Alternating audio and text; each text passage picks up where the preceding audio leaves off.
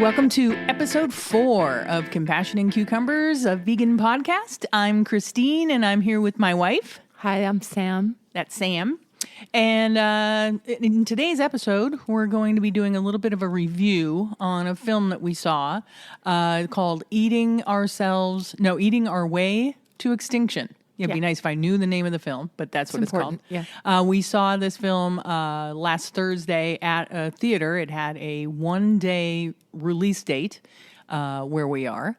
And a little disappointed when we went in to see the movie. We were the only ones in the theater, just the two of us, which was very disappointing to me that no one else was there. Well, disappointing, sure, but I think also not terribly surprising. I mean, you have to remember we are still in the midst of a pandemic, and I don't think a lot of people are heading out to movie theaters just yet. Yeah, I think the movie theaters just recently reopened, and everything's shut down, like all the concessions and all that. They have like an arcade area, and all that is not open to the public. So, yeah, I mean, I suppose there's that, but still, I saw a lot of area vegans posting about the movie and asking questions about the movie. So I expected there to be at least one or two other vegans at the movie. Now, mind you, vegans are really not the ones who need to see this movie.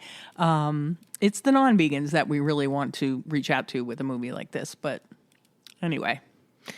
Yeah, I think you're right there. I mean, we're not the target audience for this movie. It's one of those, the movie is preaching and we are the choir. Exactly. It's one of those situations, I mean, which is fine. It doesn't mean that we can't get anything new or different or valuable from it. In fact, I'm pretty sure that I do know that I at least did. Yeah, I did too. I did get some things out of it. So let's just jump right into it. Yeah. Okay. So, as Christine mentioned, when we got to the theater, we were the only ones there, which was a little disappointing, but not entirely surprising. And we actually missed about the first 5 minutes of the movie. We miscalculated how long it would take us to get from where we were having dinner to where we were going to see the movie. So yeah, and there were no. I'm guessing there were no trailers. There couldn't have been. Yeah. Yeah, there couldn't have been. Yeah, because the movie was scheduled to start at 7:00, and I think we got there at like 7:05. Yeah, and it had already started. So no trailers in before the movie. So right, but we did miss the first few minutes of the movie. And one of the things that so basically on a broad scale, what this movie is it is coming at the idea of animal agriculture being one of the primary causes of global warming, of rainforest destruction, of dead zones in the oceans, et cetera, et cetera. And it really wasn't coming at it from a truly vegan standpoint. It was coming at it from an environmentalist standpoint. yeah. So even though there were multiple points in the movie where it was suggested that shifting to a plant-based diet is essentially one of the greatest things that an individual can do to ameliorate. Ooh, good word. Thank you. I don't know where that came from. But to offset the damage that is being done, it was not coming at this from an ethical standpoint. This was not about the animals. This was about the environment. Yeah, I mean, I guess it wasn't coming at it from an ethical standpoint, but they did make it about the animals in certain areas. I'll just read you what their synopsis is on their website in case anybody's interested in that. Cool. They say, Eating Our Way to Extinction takes audiences on a cinematic journey around the world. From the depths of the Amazon rainforest to the Taiwanese mountains, the Mongolian desert, the U.S. Dust Bowl, the Norwegian fjords, and the Scottish coastlines, telling the story of our planet through shocking testimonials, poignant accounts from indigenous people most affected by our ever-changing planet, globally renowned figures, and leading scientists. This powerful documentary sends a simple but impactful message by uncovering hard truths and addressing on the big screen the most pressing issue of our generation, ecological collapse. So that's their synopsis. How do you feel their synopsis compares to the actual film? Well, I think it's reasonably accurate, actually. Thing is, I feel like we were... Yes, there was a journey. I definitely appreciated that it took on the concept of ecological collapse in a global sense. It Right. wasn't just focusing on one area of the world. So I definitely No, definitely appreciated not. that. But I didn't really feel like we were on a journey. I felt like we were being shown Right. parts of the world where these issues are particularly problematic. Yeah. Yeah. And full disclosure, we listened to the Bearded Vegans review of this a couple of days ago because I think it was Andy got early access because he donated to their, I don't know if it was a Kickstarter or some kind of crowdfunding campaign. Go Andy. Yeah. The people that donated got an early access release of it. And I'll agree with their assessment that the film was a little disjointed. Yeah, I think they made that point very, very well. The Yeah. idea that we were jumping from place to place, but there was very little continuity. There was very little arc. Yeah. So it was kind of like, oh, well, for a moment we would be in Brazil and we would talk about XYZ issues. And Right. then with no lead in of any kind, all of a sudden we're in Norway or we're in Scotland or Right. we're in Mongolia. Which, again, I appreciate the inclusion of all of those places. Yeah, making it a global issue. and Sure. the very specific impact that global warming and climate change and ecological collapse are having in those areas. Yeah. Because obviously it's very, very different Right. in each area. You know, in the Taiwanese highlands are talking about there being too much water. In Mongolia, there's not enough. Right. You know, so it varies from place to place what the impact is and what the corresponding problems are. Yeah.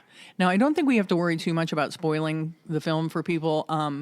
Early in the film, they focused on fish farming, and I think it was specifically salmon farming. And that I thought was one of the more impactful periods in the film, is showing the amount of chemicals that they have to put into the farmed fish tank areas. Many shots of very sick looking zombie fish. And I think if fish eaters around the world saw those clips, they would seriously think twice about buying that salmon at the grocery store, because it's, wow, not what you think when you're thinking farmed salmon. You're thinking, healthy looking fish, and these fish are not healthy. They're not healthy looking. They're not healthy, period. And they, to control the lice that the fish get, they suck them up through this vacuum machine that is supposed to suck the lice off of them, and then they shoot them back into the pools. It's just like, it's terrible what these poor animals are going through. And when you see them swimming around, obviously distressed and sick, and it's I think it's really moving, and I thought it was really impactful. I mean, I did see Seaspiracy, but I stopped Seaspiracy probably about maybe 3/4 of the way through because it was disturbing to me. And I thought, well, you know what? I don't need to expose myself to this. I am currently not, eating these animals. I understand what's happening with the overfishing of the oceans and the ocean mammals that are being affected by overfishing, and the the amount of fishing waste that's left in the ocean and all that. So I actually turned Seaspiracy off most of the way through it because it was disturbing to me. But I think that the scene in this film with the farmed fish, I think it was really impactful. I agree. I appreciated that they spent about 20 to 30 minutes specifically talking about fish farms. I have not yet seen Seaspiracy, and so this was really kind of a first for me, seeing the both the impact, the environmental impact of fish farming on the waters in which it happens, and then of course the impact it has on the fish themselves. Yeah. These were new images for me, and I definitely found it disturbing. But at the same time, I was thinking, wow, how did I ever expect that this would be any different? Right. How did we expect that fish farming would be any different than any other factory farming operation? Right. And we've seen plenty of images through plenty of documentaries of the dairy industry and the chicken industry and the beef industry. And we know what those conditions are, and we know how horrifically the animals are treated. How can we assume, or how could I was surprised at myself, how could I have ever assumed that it would be different for fish? So as with any other factory farming situation, the fish are in a contained space. They are sprayed with fungicides and delousing solutions, and as Christine mentioned, being sucked up into a machine to be deloused and then thrown back into the pool. It's terribly abusive. You can see that the fish are ill, and not only because of the polyps and scars and all of that you're seeing on their flesh, but you can see it in their eyes. Yeah, you can see, you can definitely see distress in their eyes. Distress, and like I said, they look like zombies. Yeah. Like they look like zombie shells of what they should actually be. Yeah. It's really sad. Yes. So for me, that was really very impactful. I mean, as was the image of the sea mammals caught in fishing nets. And obviously these are not new images. These were, though, particularly artfully done. Yeah, I mean, it's a beautiful film. The cinematography is very beautiful. Fantastic. Yeah, yes. so they have a lot of these kind of slow motion, I guess you can say they're beautiful shots of sea turtles and other marine life being, caught, like by-kill or whatever they call it, caught up in the nets, and of course that's always disturbing to see. Yeah. So I did think that they did an excellent job dealing with factory fishing. So I was grateful for that section of the film because I feel like it did open my eyes a little bit. I mean, again, preaching to the choir, right. I'm not eating fish anyway. But at the same time, it was good to see that attention paid because, like I said, those were new images for me. Yeah, I mean, I think they were really impactful images. And then they, at one point, went into kind of a spy mode where apparently they had got word from somebody that worked at one of these fisheries that said that early in the morning, workers will don like hazmat suits or whatever, and you can see them spraying the chemicals and the delousing solutions and all that into the tanks. So they were like hiding behind something and filming this guy in, I wouldn't say he was in a hazmat suit. He was definitely covered. His head was covered. He was wearing goggles. He had, like a jacket, looked to me like just like a rain jacket or something, but his hands were completely exposed. So I wouldn't say that he was like dressed up in a hazmat suit or anything. And they didn't really take it any further than that. No. They showed that footage and then they kind of went on to something else. So right. It wasn't as in depth as I had hoped that section would be. No, I think where things went not long after that shot was to the Tony Robbins story.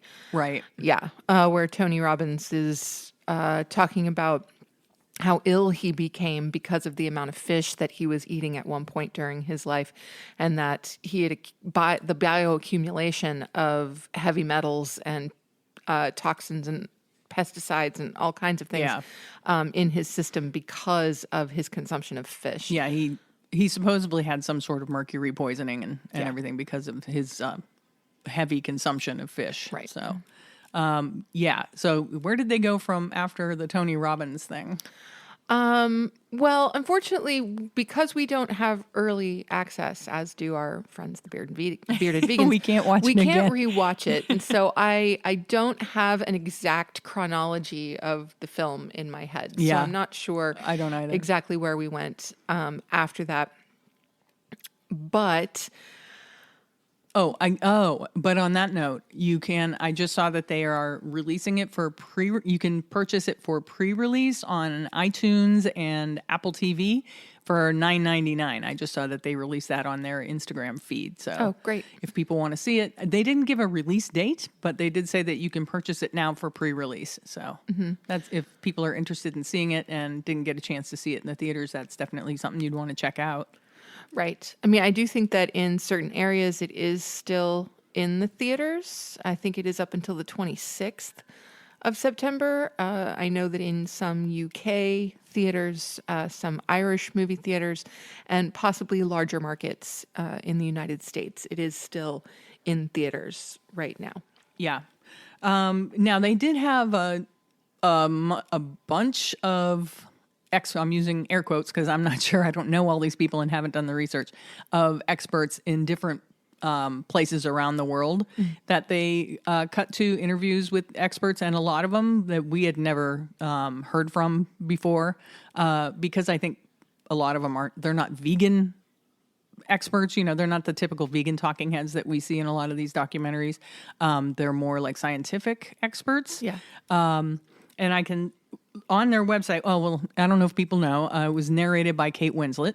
Yes. So that gives them, some good star power exposure for this film. And I think that they probably had a pretty decent sized budget because of it. So, we did mention Tony Robbins, which I thought was, okay, so Tony Robbins had this thing with fish. So I understand why they interviewed him. But I don't really find Tony Robbins to be an influential, at least not to me, an influential person. And then, surprise, surprise, all of a sudden, Richard Branson comes on the screen. And I am so flummoxed as to why Richard Branson is talking to me about reducing animal products and all that in our lives that I, honestly, while we were watching the film, did not hear a word he said. Because in my head, all I can hear is, why? Why is it Richard Branson? Why is Richard Branson here? Why is Richard Branson? Yeah, it really makes no sense. I do believe that Richard Branson was listed as one of the executive producers of the film. Yeah, I think he bought his way on screen. I think that's probably true. And for me, that really didn't work. Yeah, that kind of fell flat because we know Richard Branson, we know he's a billionaire. No, nothing against billionaires. We know he owns airlines, cruise lines. Does he own like a train line? A transit line of trains. I don't know what you call that. I believe the company's name is Virgin Trains. Yeah, Virgin Trains. And Sam's immediate response was, do you think all the meals served on the airlines and the cruise lines and his trains are plant-based? Well, let's do a little more research. So what did you find when you looked into that? Well, I mean, of course, the answer is no. I wasn't surprised to see that the answer was no. Right. I would have been absolutely shocked and thrilled, mind you. Sure. If I had discovered that my instincts were completely wrong. I know. And that would have been awesome. that, all Virgin transport companies only serve plant-based meals, I would have immediately said, okay, great. We are only ever flying Virgin ever again. Right. that'd be amazing. But of course, that's not the case, because I don't think right now Virgin would see that as a realistic business model, because the majority of people that they are serving are probably not vegan. I know, but how easy would it be? I mean, they could be pasta dishes. They can easily do that. Well, let me be clear. There are vegan options. Yeah. It's not that everything is animal-based. Yeah. There are vegan options. And the examples that I saw were from one of their cruise ships. Okay. And so the vegetarian and vegan options were clearly marked. And there was a reasonable selection. But it still seemed to me a little bit disingenuous for this phenomenally wealthy business owner to say that we all need to reduce the amount of animal products we're consuming, and thereby reduce the environmental damage being done by the animal agriculture industry. Yet he has a very clear way to do that. Yeah. Like he's got To an make an avenue impact. built in to Right. make an impact, and on a massive scale. Right. Really on a massive scale, for him to say, okay, guess what? Virgin transport companies are only going to serve plant-based meals from here on out. Right. We are not going to contribute to the animal agriculture industry because we don't want to support the environmental impact that is having here. We don't want to support cruelty to animals. Like, that would be incredible. Like, It would be. talk about an opportunity. Yeah. That's amazing. Yeah. So I thought the inclusion of Richard Branson was a little hypocritical. Yeah. I understand why he was there because of the money. Sure. But did he have to be on screen? I mean, is he a spokesperson for, I don't think he's a spokesperson for this movement. I don't think I don't was, see I don't him think he was as a good being choice that either. And like I said, he took me so far out of the movie that I didn't hear a word he said, just because I was shocked to see him there, I understand he could give money, like he's very philanthropical. I understand that, but I don't think that he should have been speaking in this film.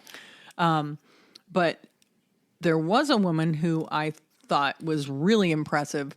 Her name's Sylvia Earle, and she's the former chief of NOAA, and she's like an oceanic explorer and a biologist. I thought the things that she had to say were really good. Well, yeah, I mean, her contribution was absolutely valuable, and that's because she's one of the people who has been on the front lines confronting these issues. Right. She's not there because she has money. She's there because she cares about the environmental impact that these industries are having. Yeah. And so, yes, all hail to Sylvia Earle, without a doubt. Yeah. So like I said, most of the people that they were interviewing, I wasn't super familiar with. There's Jeremy Rifkin, who's an economic and political advisor. I'm not sure for what country, it doesn't say. Olivier, I'm sorry, this guy's French. Oliver, I'm guessing. Olivier. Yeah, Olivier Disjointed. He's a former UN special reporter, and I'm from France. There was Dr. Marco Springman, future food from the University of Oxford, Professor Peter Wadhams, an Arctic and ice expert from the University of Cambridge, Joseph Poor, who's an environment and agriculture researcher from the University of Oxford, Dr. Tara Garnett, who's a food climate research network, University of Oxford. I'm sorry, I'm struggling a little bit because I'm looking on their website and they have their names in white and it's not really easy to read. They have their names in white over their photo and it's really hard to read. Gerard Witterburn Bishop, I think it says, former scientist, old government. I don't know what that means. Former scientist, old government. Mauricio Ruiz, founder of ITPA Conservation Brazil. And then this was a shocker. All of a sudden, Lee Camp, from, I'm not sure if you're familiar with Lee Camp from Redacted. He's a satirist and a comedian. All of a sudden, Lee Camp is standing in front of a brick wall doing like a stand-up routine. And it was like, what the heck is happening? Yeah, it was a little bizarre. And this, I believe, came in the Mongolian section of the film. Actually, we're hearing from some of the indigenous folk in Mongolia about how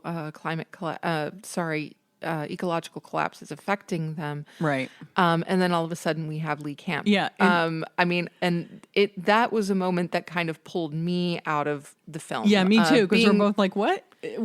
Right. We're What's both happening? familiar with Lee Camp.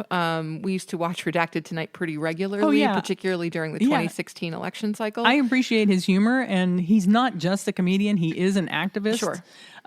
But it just seemed like a weird placement. Completely. And why they didn't point out who all these indigenous people were that they were talking to. They just kind of like indigenous person from Brazil, indigenous person from, it's like, who are they? Right. Who are they? Where do they come from? What is their, what do they do? Do they have expertise in any of this? Or did they just pull over some person on the side of the road and say, how is climate change affecting you? They didn't say who these people were, which is a little weird. Well, no, I didn't think it was weird. I thought it was problematic. Yeah. I don't think they were so casual about it as to have just pulled somebody off the side of the road and said, hey, do you want to be in a movie? That's going a little far. I was being sarcastic. Okay. But it would have been nice not only to have known who these people were, because they were obviously people of influence within their communities. There was no question about that. It did bother me that they were not named, as were the other contributors to the film. So that did disturb me that we didn't have that was names odd for these people. Also, in most cases, in those sections of the film, those people's words were being overdubbed. Right. We didn't actually see the indigenous people themselves speaking. Right. Now, that could easily have been because of language barrier. So we'll give a little bit of leeway there. Sure. But at the same time, it did make me wonder if the words being said were, in fact, their words.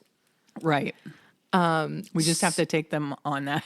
Right. We just have to take their word for it. I think the film could have done much better in acknowledging the contributions and the knowledge, because these are people who are living with the effects of ecological collapse on a day-to-day basis. So I don't even think it's a matter of expertise. It's, yes, they're experts because they're living it. Right. So I think the film could have done much, much better in putting those people on the same platform that they put the professors and the doctors and the researchers. Right, the white people. Essentially, yeah. Yeah, so the only interview, aside from Lee Camp, we know who Lee Camp is and we know who Tony Robbins is. Dr. Greger was interviewed, and it was an interview apparently from 2018 where he states that we are headed to a global pandemic, which that was impactful. And they didn't blow it up or anything. They just put words on the screen that said interview took place in 2018. Yeah. I think it just said speaking in 2018. I'm a big fan of Dr. Greger. I'm always happy to see Dr. Greger. I get happy whenever I see Dr. Greger. But I think he does a good job of giving people facts and not dumbing it down, but making it accessible. Absolutely. Yeah. And I've always found his manner of speaking and giving information to be very accessible, very personable. I just always enjoy him. I do watch his YouTube channel, which is nutritionfacts.org. Yeah. And so I'm always happy to see Dr. Greger. It's really a good thing. But he did actually have one of the more impactful moments in the film. Yeah, I think so. And it was because of that that notation that said that he was speaking in 2018, and he was speaking very specifically about how if we were to continue abusing animals for the sake of our own Consumption. there we Yeah. go, great way of putting that, then we would be heading for a global pandemic in the Yeah. not too distant future. And so literally he was anywhere from, 6 months to a year ahead of Yeah. COVID. Yeah. Now, granted, look, all the experts said that it wasn't an if when it was, or it wasn't an if, it was when. Yes. A global pandemic would happen, because it's just they were just headed down that road. I mean, with the amount of agriculture, the amount of factory farming, the amount of wet markets in China, it's just a matter of time before an animal-borne illness jumped and made, to the scale that COVID-19 did. It was just a matter of time. Yep. So, I mean, I guess it's a good thing that they've been working on vaccines that affect the COVID type virus. It's a good thing, because we'd be in a world of hurt. We already are. I mean, yeah, we'd be in a much worse world of hurt. We'd be hurting much worsely. Oh, gosh. Anyway, there are a number of more experts. I don't want to say so-called experts, because they probably are experts. I'm just not familiar with most of the people that spoke during the film or that they interviewed during the film. There's probably like 8 or 9 more that I didn't mention that we are not familiar with. So, I mean, they definitely did their homework, and I'm not sure how long this film took to produce, but I think it's been several years. a long time. Well, again, the footage of Dr. Grigor was taken in 2018, so you have to figure it's been at least 3 years in the making. Yeah, at least that long. Yeah. Yeah.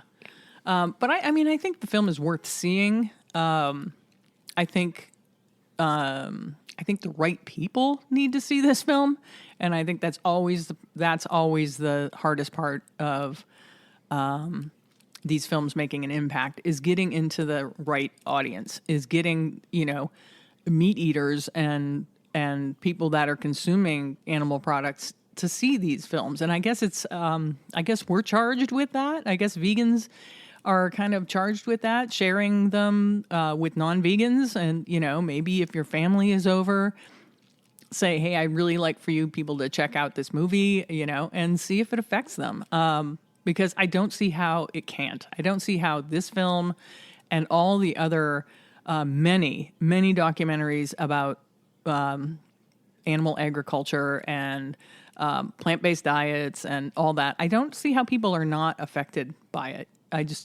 It flummoxes me. Well, but then again, you have to consider that you're coming from the perspective of someone who has adopted a plant-based lifestyle, who has adopted a vegan lifestyle. Yeah. So of course you get it.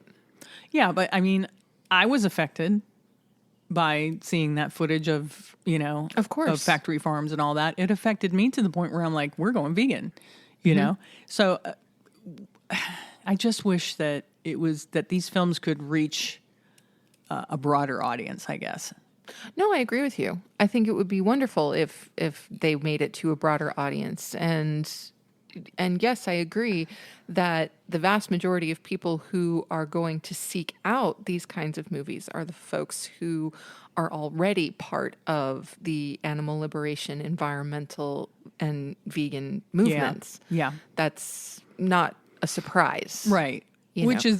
is why I was so disappointed that we were the only ones in the theater. It's like, I know there's a lot of vegans in this area that know that this film is happening, that they had been advertising this film and sharing posts on Instagram for months. I mean, we bought our tickets to this film, I think, 2 months ago, maybe longer. No, it wasn't that long. It was long. It was at least a month ago. Okay. Yeah. I don't remember. So, and I saw multiple posts for this film, sponsored posts. So it's like you didn't have to be following them to see them. If you're following vegan content, you would have seen these sponsored posts. So I was really disappointed that there weren't at least more vegans in the audience supporting it, and hopefully they'll support the streaming version of it. Well, I have a feeling that they will. I mean, again, let's go back to the fact that there is a pandemic on. Right. And even though theaters are open, I mean, to be fair, this was the first movie that we've seen in a theater. True. That's true. Since COVID struck. That's true. And, I actually will give kudos to folks who are still wary of being in large groups of people. I think that's intelligent. Oh, yeah. I mean, we are. Yes, absolutely. We are wary of it, and we make sure we wear our mask when we're at the grocery store and all that. So, absolutely. Yeah, I mean, I do understand that it's not normal times, but I'm still disappointed. That's okay. You're allowed. Anyway, I think the film was beautifully shot, a little disjointed. I appreciated the fact that they were going all over the globe, that it wasn't a U.S. focused film. Yeah. Now, I don't think that the guy that directed it, don't have his name right off the top of my head. I think he's British. Is he British? I do believe that the film in its entirety was UK based. So I appreciated that it's a different point of view and that they went all over the world filming for this movie, but I did find it a little disjointed, and I did find it, like I said, there were a few moments that I thought were really impactful, but a lot of it I think was just really beautiful to look at. And of course, Kate Winslet was narrating it, so it was really beautiful to listen to. But whether or not this film's going to change people's minds as far as using animal products, I'm not so sure. And Kate Winslet says methane really funny, so that's interesting. I don't think she says it funny. Okay, she says methane? Yes, she says methane. And I'm imagining that is the British English pronunciation. I suppose so. I've just never heard anybody say methane. Neither have I, but that doesn't mean Kate Winslet says it funny. That means that somewhere else in the world, there might be a different pronunciation of what we know as methane. Yeah, it made me laugh. Yeah. Oh, so they did this. They had a couple of what I feel are kind of failed experiments to prove their point. They did one thing where they had ice sculptures of the globe in little clear boxes, like acrylic boxes, and they were pumping gas into each one of them. I think they had 3 or 4 of these boxes with 4 ice sculptures. And like one they just pumped oxygen in, and one they pumped oxygen and methane, one they pumped oxygen and CO2, one they pumped methane and CO2 into, to show how it would heat up the atmosphere, how these gases heat up the atmosphere. And it was a little anticlimactic. Sure, the ones with the extra gases did melt a little faster, but I expected there to be like some dramatic melting going on, and there really wasn't. And then they did another experiment where they used some sort of infrared camera to catch the burps of cows. And there was a pretty significant setup to it. And then they just show an infrared shot of a cow's mouth, and then a small puff of air coming out of the cow's mouth, and the cow had obviously burped. Again, anticlimactic, and I did kind of get the feeling that they expected those things to be more climactic, but they had invested in all that, so they had to kind of use it in the film. That's kind of that's kind of what I got from it. I don't know. Neither of those moments stood out to me as particularly impactful, right? As you say. And talking about the ice sculpture experiment, yes, there were 4 boxes, each with an ice sculpture of the globe. One had normal air, one had carbon dioxide, one had methane, and the other had nitrous oxide. Oh, it was nitrous. Okay. Yeah, it was nitrous oxide. And so there was a very clear progression from normal air to carbon dioxide to methane to nitrous oxide. Yeah. And yes, there were definite differences in the rate of melt for each sculpture. Yeah. But It was probably a little bit less than I would have it wasn't very expected. dramatic at all. No, it wasn't dramatic. Yeah. No, I mean, granted, I wouldn't want them to make it more dramatic just for, just for cinematic purposes. No, definitely I not. mean, this isn't hardcore science here, so, but I just wonder why they even bothered with that. I mean, I think facts and figures probably would have made more of an impact than watching the 5 or 10 minutes of these these ice sculptures melting. Well, and talking about facts and figures, I think that that's one of the areas that the film actually did quite well. They did have a number of graphics of various statistics. Yeah, they did. And the graphics were pretty great for the most part, and the statistics were certainly telling. And so I thought they did that quite well. I agree, though, that the ice globes and the cow burp experiments were kind of extraneous. They probably could have been cut. Yeah. And I don't know, every time I hear or see people talking about the methane and the cow burps, I'm like, okay, yeah, sure, let's blame it on the cows. That's the impression I get when they start talking about those figures. I'm like, sure, yeah, cows do produce methane when they fart or burp. But guess what? So do we. I mean, I know not as much as cows. Well, that's to be determined, but I always kind of get this feeling like, why aren't, we're blaming it on the cow. Don't blame it on the cow. Blame it on the people that are farming thousands and thousands and thousands of cows. And guess what? Most of those cows they're not out in fields burping. They're in some, closed off building, acres and acres of closed off building that has, now those gases still leak out into the air, of course. They have ventilation systems. But why show a cow in a field just minding its own business, eating grass and burping? I just always feel like they're blaming the cow and not us.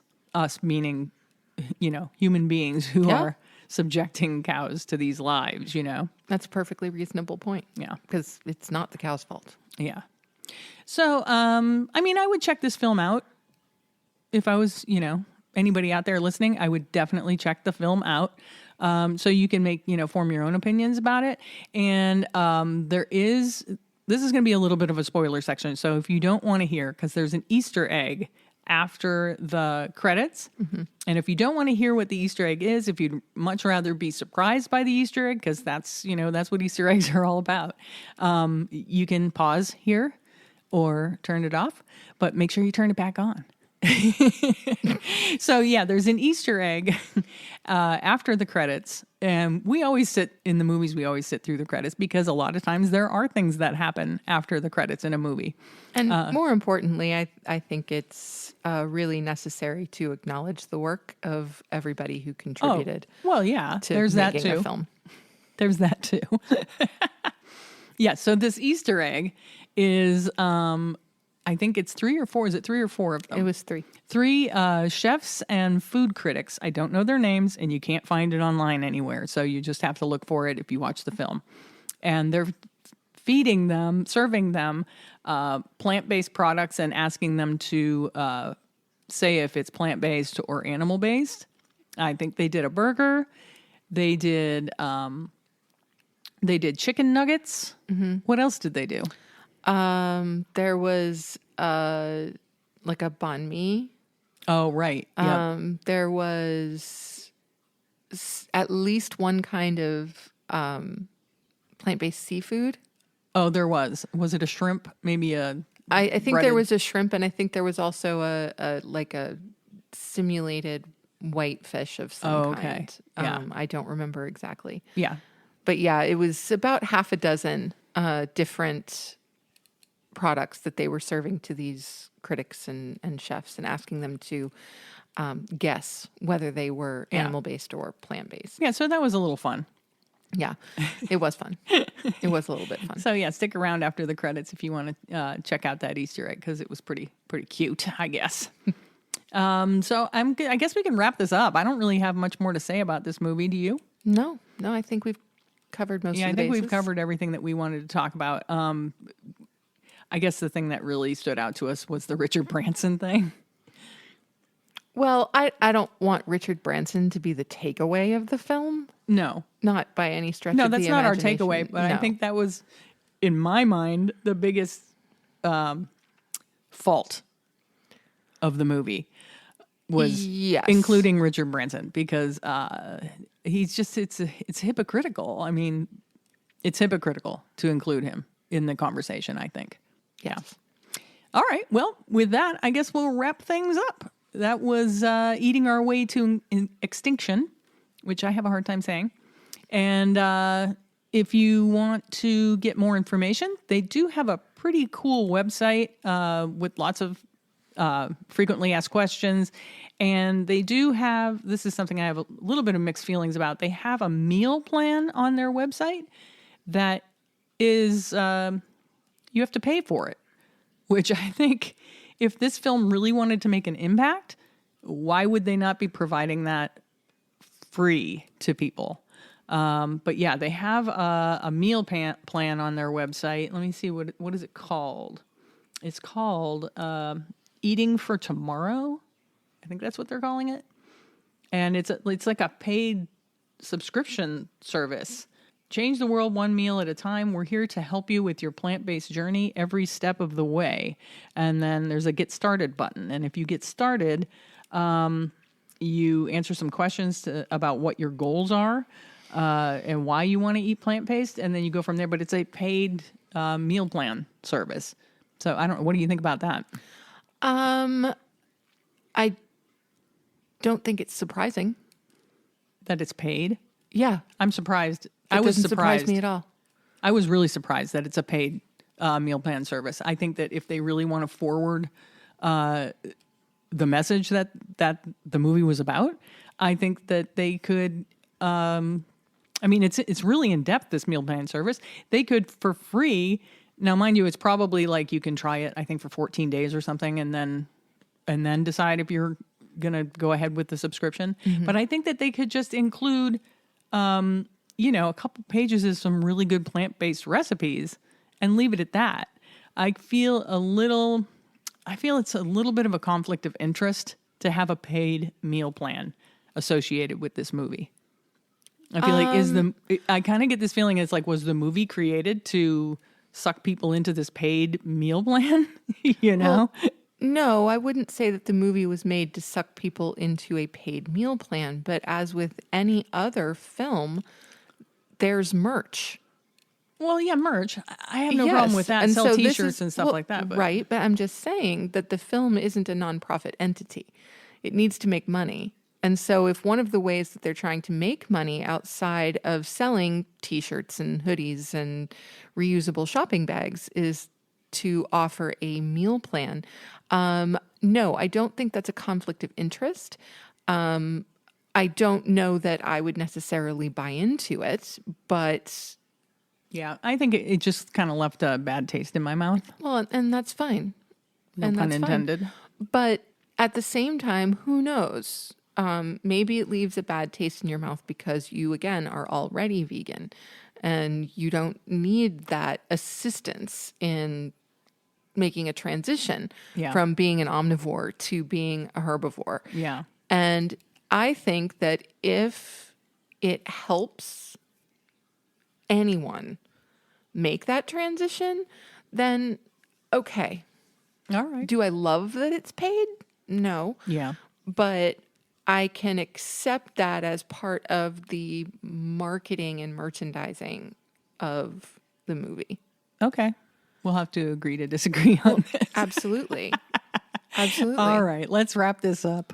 All right. So today's, we're going to do our seed of knowledge. Today's seed of knowledge, I think, is if you have family members or friends that are not vegan, that eat animal products or use animal products, set yourself a goal to sit down with them and watch one of the many well-made documentaries about plant-based diets and the planet and animals.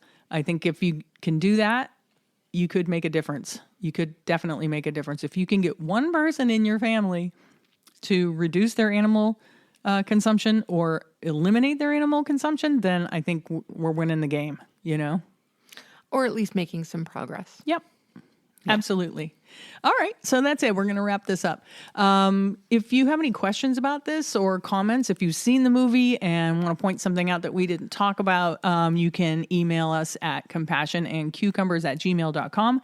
That's compassion and cucumbers@gmail.com. You can message us on Instagram at Compassion and Cucumbers or Facebook at Compassion and Cucumbers. And check out our website at www.compassionandcucumbers.com. So I think that's it. We're going to wrap this up. Thank you for listening, and we'll see you next time. Thanks, everybody. Bye-bye.